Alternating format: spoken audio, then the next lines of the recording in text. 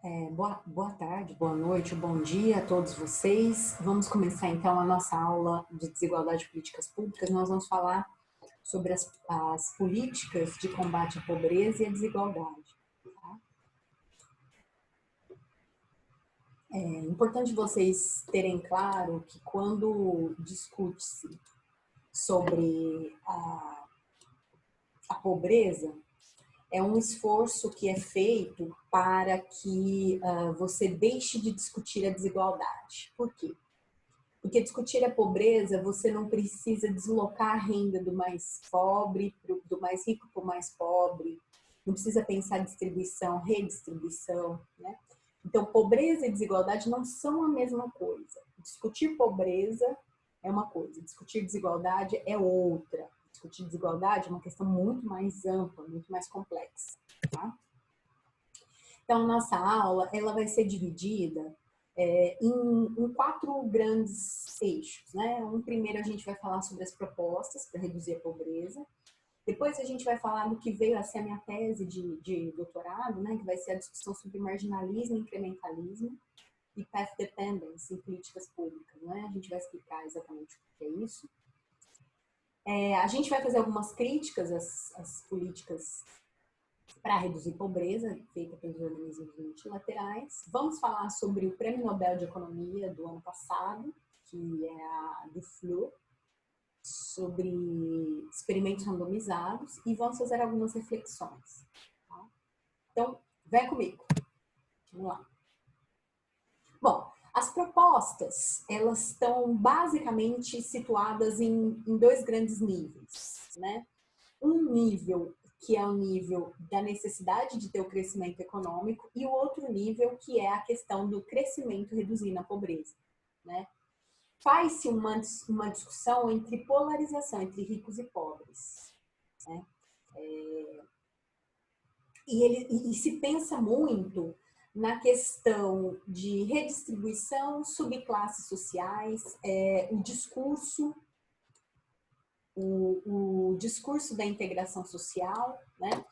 Tem um foco na exclusão social e não na pobreza, porque a pobreza é a falta de renda, né? A gente pode depois pensar e aprimorar mais ela pode ser uma falta de renda, uma falta de informação, falta de educação, uma falta de uma cesta de bens.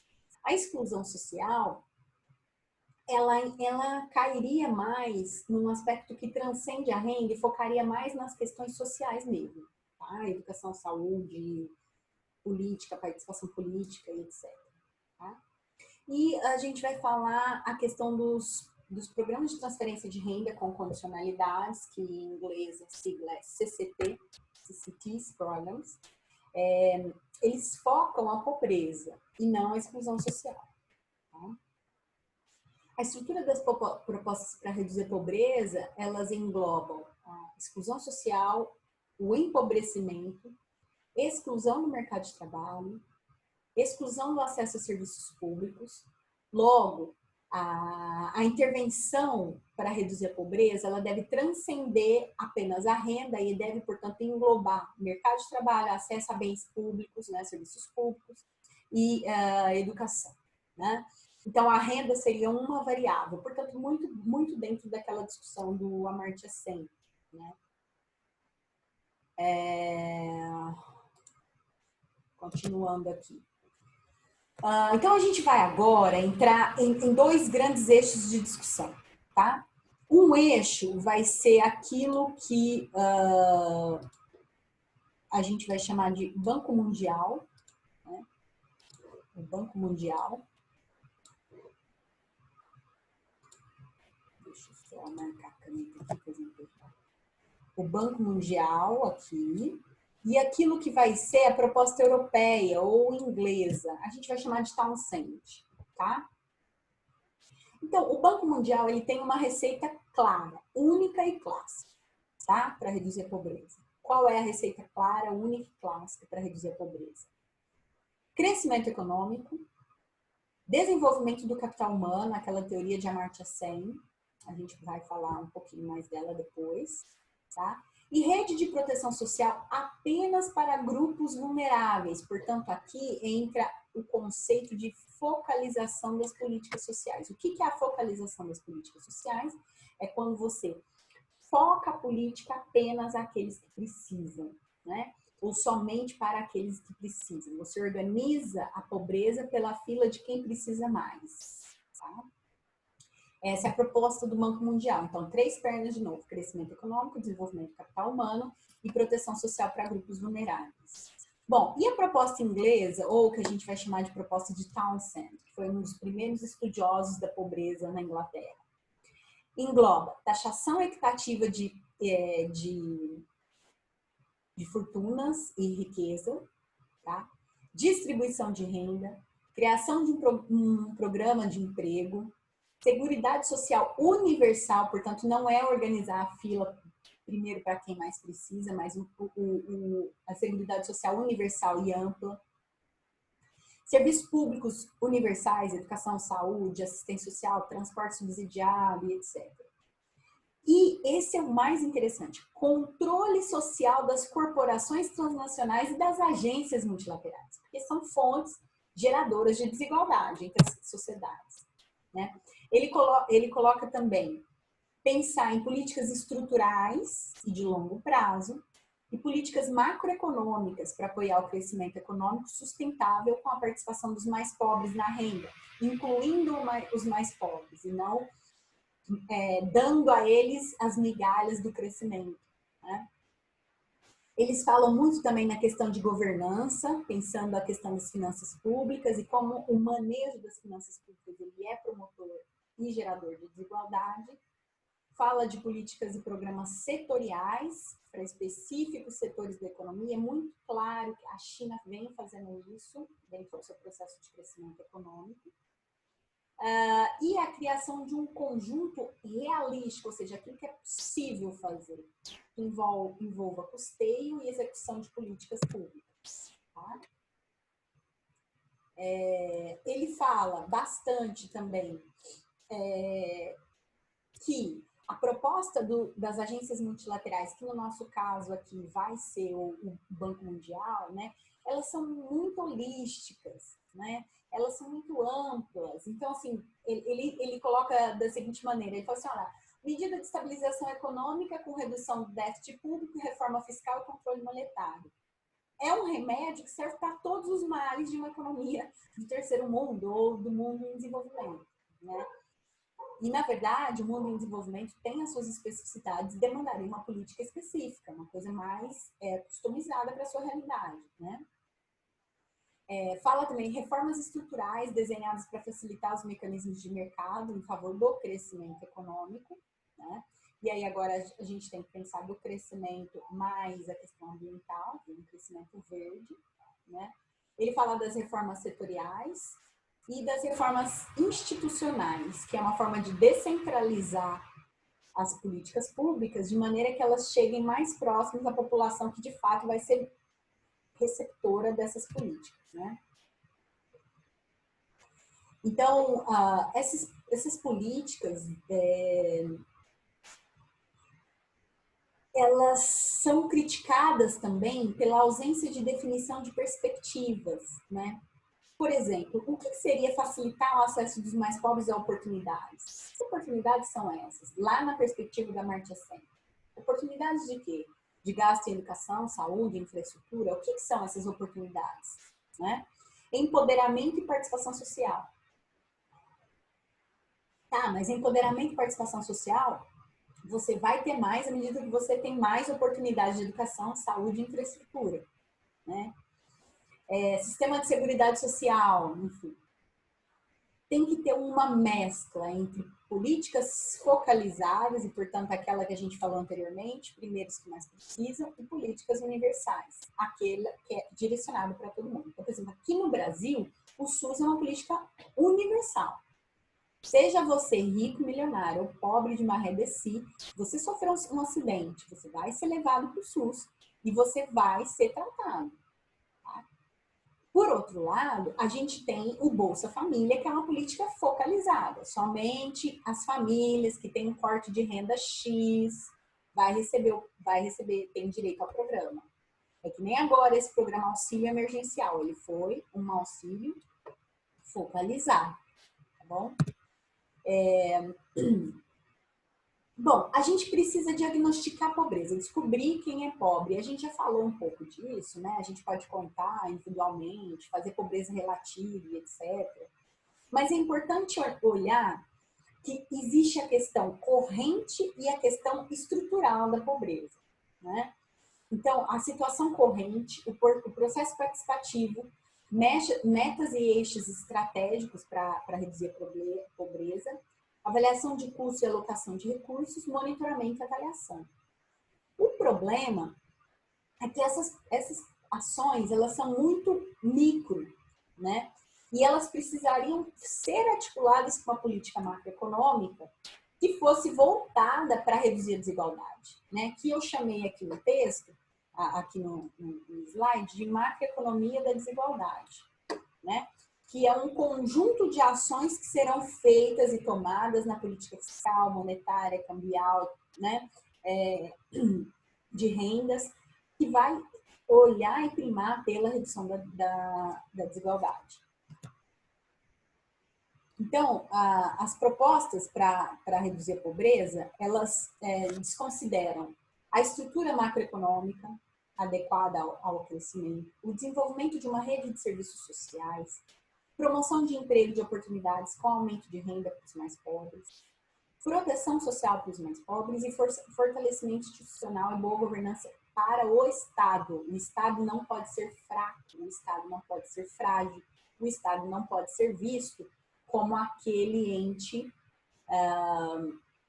mínimo, né? O Estado mínimo não existe nessa proposta de superação da pobreza, né?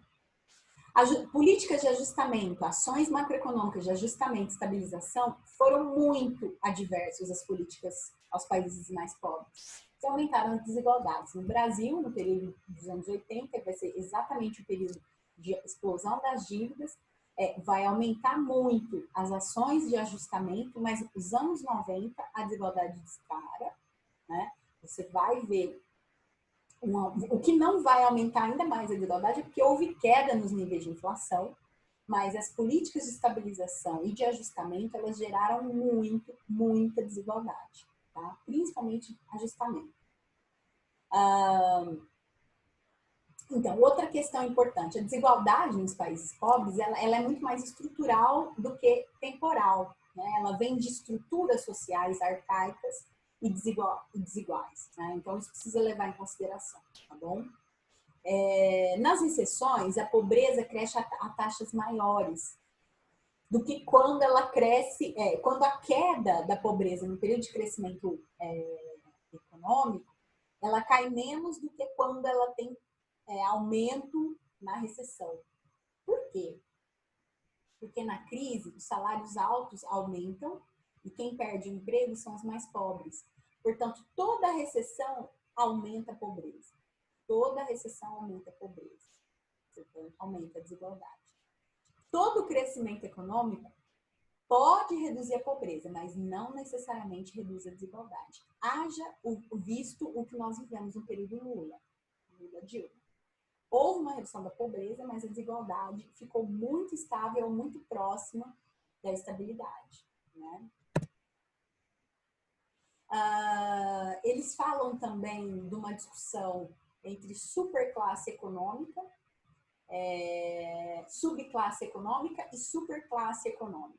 Dois polos de uma mesma sociedade. A subclasse econômica vive constantemente em desemprego. É um desemprego de longo prazo, permanece na pobreza, se aposenta cedo, quando consegue se aposentar. E a superclasse econômica são os mais ricos, né? Estão envolvidos em uma rede de proteção social mundial, conseguem manter seu poder de compra, mesmo na crise, conseguem se manter, né? E aí, o Townsend, ele vai começar a discutir um pouco as questões das características do mundo após a globalização, né? Então, começa-se a ter um pouco mais de controles verticais, né? Controles de cima para baixo, né? Então, o Estado países mais ricos começam a controlar com mais veemência os países mais pobres, assim como as pessoas, né? Quedas nas participações e na reciprocidade, então diminui a participação, as pessoas estão desestimuladas a participar. E a gente começa a não se ver como igual, como recíproco, ao mesmo tempo que se vê, mas na hora de agir, você não age como igual, né? Tem uma cultura de dependência e cria-se uma nova elite. Essa nova elite, ela vai trabalhar acima da cultura da coerção e do medo, né? É exatamente esse ponto que tem movido muitas pessoas aí no período da quarentena, né? Bom, aí surgem as políticas de transferência de renda, ou as ações de transferência de renda, ou os programas de transferência de renda, né? O que são esses programas? São a entrega de dinheiro para as famílias para que elas possam consumir. Portanto, você deixa de ter um cidadão que não consumia para ter um cidadão que vai consumir, tá? Então, uma questão aqui que é central é que os programas de transferência de renda, eles vão ser o grande programa antipobreza no planeta, né? E aí Brasil e México vão ser os grandes produtores, né? Promotores desse tipo de programa. E a questão de se ele é ou não, de fato, redutor da pobreza, né, de longo prazo. A questão da pobreza estrutural. Essa é a grande pergunta, a pergunta de 1 milhão. Né? Então, alguns questionamentos que a gente pode fazer. Né? Primeiro questionamento, essas políticas são capazes de relacionar as causas da pobreza e as causas da exclusão social. Elas são as mesmas causas, não são? Né? Quais são as diferenças? Tá? As mudanças estruturais ajudam a explicar a pobreza pela polarização no mundo mundial? No mundo atual? O que é a polarização? É ter de um lado os muito ricos e do outro lado os muito pobres. O pessoal do meio está ou sendo espremido ou sendo simplesmente espoliado, no sentido de que está perdendo renda, está perdendo riqueza, está perdendo propriedade. Né? Outra reflexão. Privatização enfraquece o setor público. Se enfraquece o setor público, é pior para os mais pobres. Por quê? Porque um setor público fraco vai dificultar ações antipobreza e ações que enfrentem o poder econômico que está na mão dos mais ricos. Né? Outra coisa que ele fala assim, ó, não existem evidências científicas que mostrem que a proteção social, redes de proteção social e focalização compensam, são as melhores estratégias para compensar as desigualdades, né? As desigualdades que são estruturais. Né?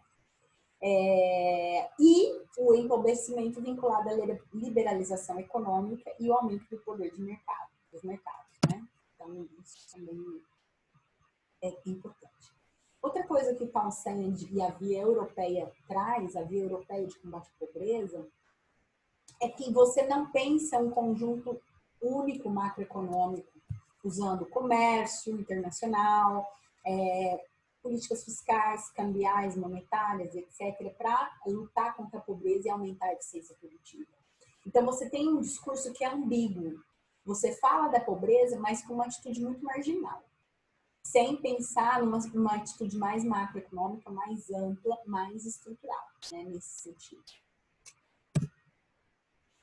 Com relação à proposta do Flow, da Energy, né, que são os experimentos aleatórios controlados, eles têm uma leitura, eles na verdade aplicam uma perspectiva da medicina na economia.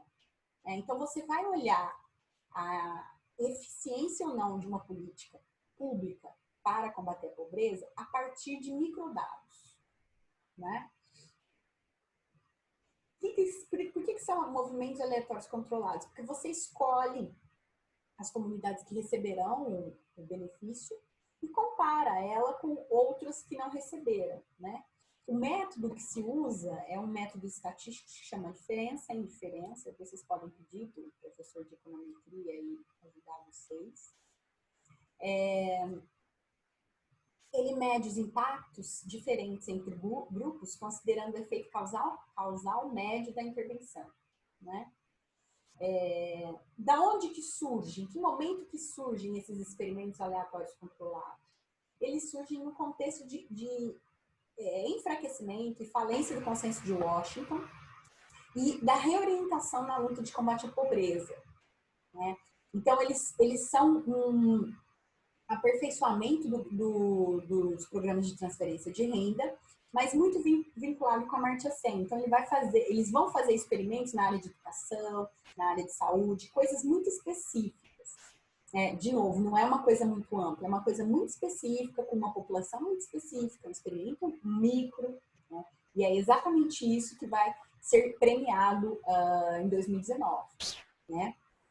O que a gente pode dizer aqui é que isso é um tipo de pesquisa que a gente chama de pesquisação, porque você vai pegar microestruturas sociais para olhar e condicionar as ações de desenvolvimento local, né, nas comunidades, para as pessoas. Tá? A gente pode pensar, em algum nível, que o Progressa foi o primeiro experimento aleatório de combate à pobreza baseado em políticas, em transferência de renda. Tá? Eu vou explicar para vocês por quê. O que eles fizeram lá no México, em 1994? Eles dividiram as comunidades em dois grupos. Um grupo seria o grupo controle e um grupo que seria o grupo de teste. O grupo de teste, ele receberia a renda. E o grupo controle, não. E depois eles comparavam os resultados estatísticos. Então, assim, uma coisa inimaginável. É um teste que se faz com pessoas, né? Dificilmente seria aprovado num comitê de ética de pesquisa, porque algumas famílias vão passar fome, enquanto outras não vão. E você vai comparar. Então, quanto que perde de peso quem passou fome em detrimento de quem não passou, enfim, quais são as especificidades, limitações, né? Então, é bem complexo. Os programas de transferência de renda, eles foram a base dos experimentos aleatórios, mas os experimentos aleatórios eles são muito mais específicos e muito mais redutivos do que os programas de transferência de renda. Então, eu queria que vocês pensassem numa casca de cebola no seguinte sentido. A desigualdade, as políticas para superar a desigualdade é amplo, é uma coisa bem ampla, é a casca mais externa da cebola, tá? Depois, você vai ter os programas de transferência de renda, que já são específicos para combater a pobreza, mas é uma parte interna ainda. Não está pensando na desigualdade e nem está pensando em afetar a desigualdade. E aí, os experimentos aleatórios, eles são micro-experimentos, eles são bem específicos, tá? E aí, aqui é importante a gente falar a respeito do conceito de path dependency em políticas públicas, né? Ou dependência de trajetória, que é aquele termo que vocês aprendem lá em microeconomia, né? Então, nenhuma política pública, ela começa do zero. Ela sempre olha para o que aconteceu no passado. E a partir do que aconteceu no passado, ela dá um passo em relação ao futuro. Só que esse passo em relação ao futuro, ele é marginal. Então, ele tem dependência do que aconteceu no passado, né? O que aconteceu no passado ajuda a explicar o que está no presente. Não explica 100%, mas ajuda a explicar o que está no presente, tá? Então, esse é um conceito de path dependence em políticas públicas, ele é um conceito de 59, que nasce com o Lindblom, na ciência política, ele não nasce na economia, né? E ele pode ser aplicado às ações anti-pobreza após os anos 2000. É exatamente sobre isso que eu falei na minha tese, tá? Olhando para a América Latina. A grande questão é que o aprendizado aqui na América Latina, ele aconteceu exatamente a partir de quem? Das agências multilaterais. A proposta europeia foi deixada de lado. Nós compramos e adotamos a proposta americana, né? E o Brasil e o México passaram a ser vistos como um efeito demonstração. Então, em um determinado momento, você vai ter poucos países aplicando políticas de transferência de renda. 5 anos depois, você vai ter praticamente todos os países da América Latina com políticas de transferência de renda. Tá? Então, aqui a gente traz uma reflexão interessante. Assim, ó, normalmente, as políticas antipobreza são recomendações genéricas que não consideram as especificidades de cada país individualmente. Apenas reciclam políticas prévias com ajustamentos marginais para estabelecer algum contato com a pobreza. Portanto, isso é path dependence em políticas públicas. As experiências randomizadas da Duflo, Prêmio Nobel de 2018, né, elas vão customizar o combate à pobreza no nível local. Os objetivos, eles são muito modestos e muito simples. A leitura é: se você resolver o problema no micro, vai resolvendo gradativamente até chegar no macro. É uma leitura simples, uma leitura bem ingênua, que desconsidera a desigualdade, desconsidera a questão estrutural das sociedades, né? Fala também da teoria das capacitações, de Amartya Sen, né? Como base, mas sem muita conexão argumentativa entre as interpretações dos resultados, né, dos experimentos e o que de fato aconteceu. Então, o que os experimentos aleatórios eles vão fazer é isolar os efeitos de uma ação específica, tá? Sem ser capaz de captar as interações de diferentes ações. Okay? Bom, agora a gente parte para um momento da aula onde a gente vai falar das críticas às ações antipobreza, né? Bom, a primeira crítica que vocês precisam ter clareza é que crescimento e pobreza não são variáveis inversamente relacionadas, porque a desigualdade inicial, ela é muito importante. Ela é muito importante, tá?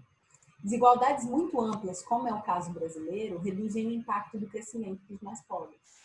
Então, aquele negócio do crescimento pró-pobre, ele só é válido quando você tem uma situação de desigualdade inicial menor do que a que a gente vem vivendo aqui no Brasil. Tá? Só para vocês terem uma noção, o Banco Mundial ele nega desigualdade social. Ele considera o papel das políticas fiscais para promover a distribuição de renda em favor dos mais pobres. Tá? E a gente pode dizer que as ações antipobreza das agências multilaterais, elas consideram o pobre e a pobreza como um ator social, como agentes capazes de mudar as suas realidades. Portanto, eles desconsideram qualquer perspectiva estrutural e de longo prazo, já que as pessoas elas são agentes do seu destino. Né? É isso que a Amartya Sen fala. Liberdade, desenvolvimento como liberdade é a pessoa fazer o que ela quer fazer. E isso permitir avanço dela e da sociedade. Tá? Tem muitas incertezas, né, e conflitos de interesse. Amnésia seletiva para um conjunto de políticas redistributivas. Tem um tratamento muito evasivo a respeito da desigualdade, né? Especialmente desigualdade e a questão internacional. E não existe prioridade, tá? Entre questões humanas e fiscais. A prioridade tende a ser sempre fiscal. Sempre o Estado estar saneado é mais importante do que as pessoas estarem em uma melhor situação econômica e social. Então, agora eu vou fazer algumas reflexões para vocês aqui. As desigualdades no presente nos países ricos têm menos relevância que as desigualdades do passado históricas nos países pobres. Né? Então, focar bastante nessa frase aqui. As nossas desigualdades pesam muito mais contra a gente do que as desigualdades dos países desenvolvidos. Tá? O bem-estar social, como um conjunto dependente de questões não econômicas, tais como grau de igualdade social, dignidade, direitos civis, seguridade social e boas perspectivas de futuro. Desigualdade de renda e de bem-estar andam juntas. Portanto, quanto maior a desigualdade de renda, pior a situação de bem-estar da comunidade. Tá? A globalização, ela aumentou a desigualdade nos países pobres menos do que o que foi verificado nos países ricos. Tá? E a transferência de conhecimento é um jeito de ajudar os mais pobres. Mudanças nas bases da ordem econômica internacional são relevantes para reduzir a pobreza. Redução da propriedade intelectual são ações que vai, no longo prazo, essas ações vão reduzir a desigualdade e a pobreza. Tá? Então, aqui algumas informações aqui do Brasil. Crescimento econômico e redução da pobreza, né? A pobreza, ela cai, ó, dos anos 90, ela cai significativamente até 2010, né? Enquanto o PIB per capita sobe, é uma boca de jacaré aqui, né? Isso aqui forma uma boca de jacaré. Bom. PIB per capita no Brasil, paridade de poder de compra em dólares de 2008, né? Então, aqui são anos muito ruins e em azul são os anos muito bons. Então, assim, até 1930 foi um período muito ruim, aí de 1830 a 1930 a 1960 anos bons, depois aqui 65, 70 ruim, depois melhora de novo, aí 80 aquela fase ruim, e assim vai, e aqui 2008, 2009 essa fase vermelhinha aqui, tá bom? Desigualdade de renda média de 97 a 2013, considerando o índice de Gini, né? Então, aqui você tem o índice de Gini e aqui a taxa de pessoas ganhando menos que $2 dia, tá? Evolução da massa salarial, ó, aqui em 2003 vocês vão ter uma massa salarial negativa, mas o restante do período a massa salarial vai ser positiva, sendo que 2010 vai ser um ano que vai ter a taxa de massa salarial melhor, né? A massa salarial é importante porque a maioria das pessoas mais pobres, elas recebem salário, né? Então, é isso, pessoal. Agora a gente vai marcar uma aula presencial para a gente conversar um pouco sobre esse tema e os textos de apoio que a gente vai ler. Eu agradeço muito a participação de vocês, a leitura de vocês aqui, a assistência de vocês nesse texto. E a gente, então, se encontra na próxima, no dia agendado. Um abraço, fiquem bem. Tchau, tchau.